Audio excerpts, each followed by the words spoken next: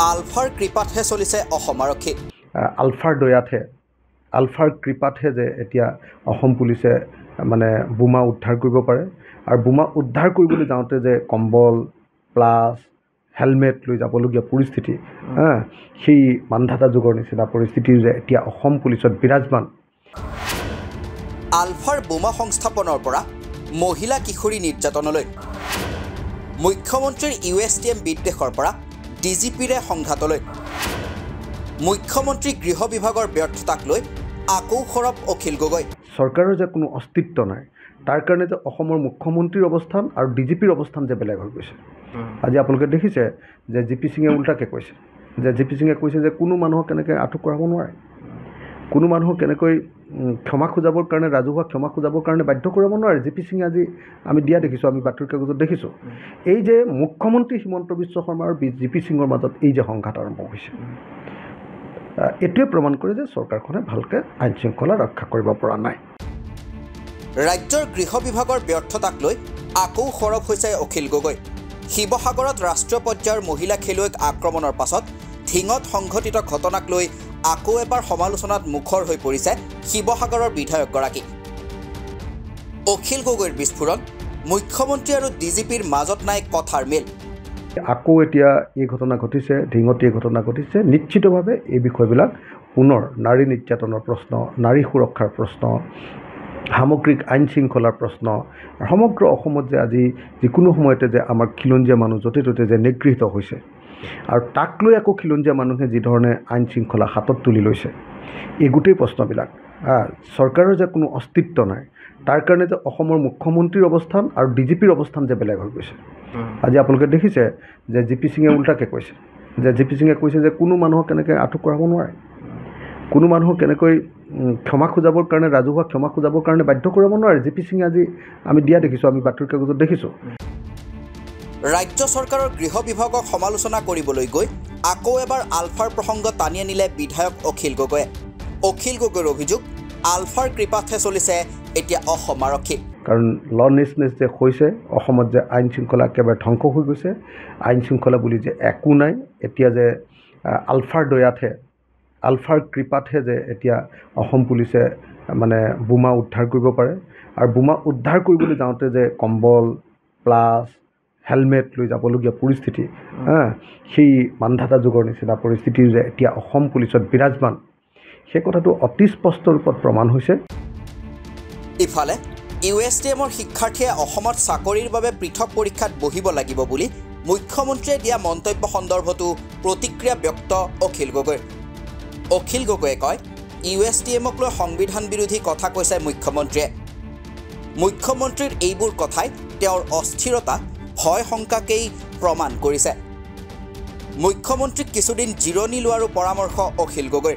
মুখ্যমন্ত্ৰীয়ে USTMৰ যিটো কথা কৈছে যে USTMত পঢ়ি অহা ছাত্ৰ ছাত্ৰী যাতে অসমত চাকৰি নাপায় তাৰ কাৰণে তেওঁ আইন আনিব, তেনেকুৱা আইন কোনো অনাৰ কোনো ব্যৱস্থা অসমত নাই, মানে ভাৰতৰ সংবিধানত নাই।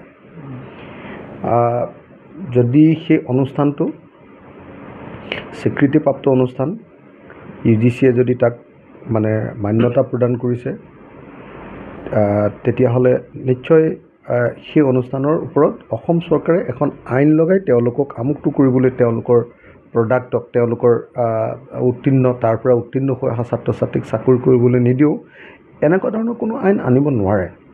মুখ্যমন্ত্ৰীয়ে এইটো ব্লেকমেইল কৰিবৰ কাৰণে এই কথা কৈছে, ভয় খুৱাবৰ কাৰণে এই কথা কৈছে। মুখ্যমন্ত্ৰীয়ে আইনৰ বিৰুদ্ধে, সংবিধানৰ বিৰুদ্ধে এই কথা কৈছে। মই ভাবোঁ যে মুখ্যমন্ত্ৰীৰ এই কথাবিলাকে তেওঁৰ অস্থিৰতা, তেওঁৰ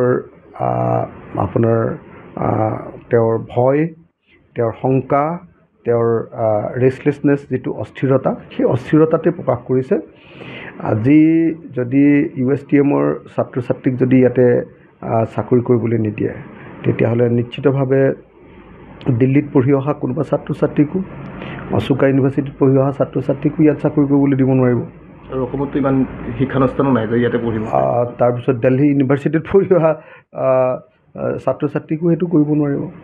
তো যদি দিল্লী ইউনিভাৰ্চিটিত পঢ়া ল'ৰা ছোৱালীক ইয়াত কৰিবলৈ নিদিয়ে, তেতিয়াহ'লে অসমখনত কি কৰিব তেখেতে জানে। আমেৰিকাত পঢ়ি অহা ল'ৰা ছোৱালীকতো নিদিবই তেতিয়াহ'লে।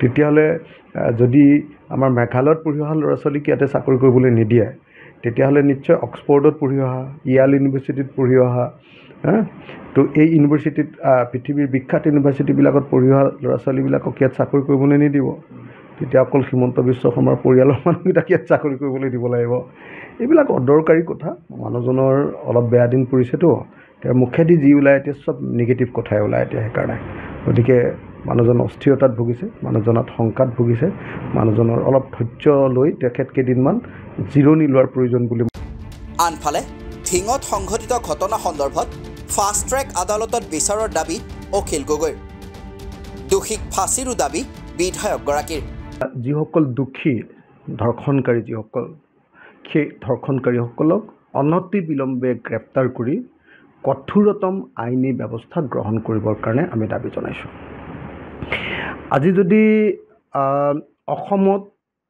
অসমৰ মহিলাসকল যদি নিৰাপদ নহয় আজি যদি অসমৰ সকলো ঠাইতে অসমীয়া মহিলাই অসমীয়া গাভৰুৱে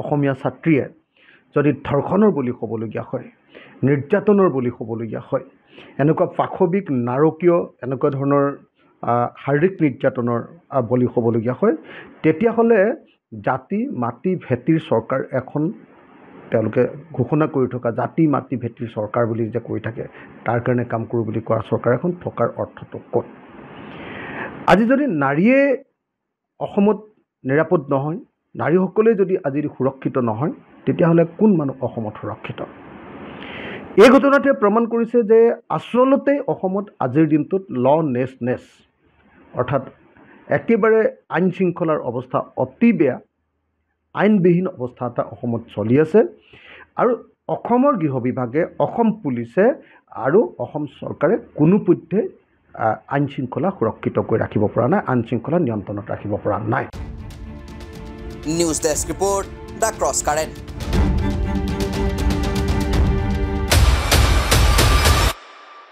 তথ্যৰ ভিত্তিত বিশ্লেষণ যুক্তিৰ আধাৰত সিদ্ধান্ত দি ৱাইৰৰ national affairs editor Sangeeta Barua পিছৰতিৰ বিশেষ অনুষ্ঠান নিৰ্ণয় প্ৰতি সোমবাৰৰ পৰা বৃহস্পতিবাৰলৈ নিশা 9 বজাত কেৱল দি ক্ৰছ কাৰেণ্টত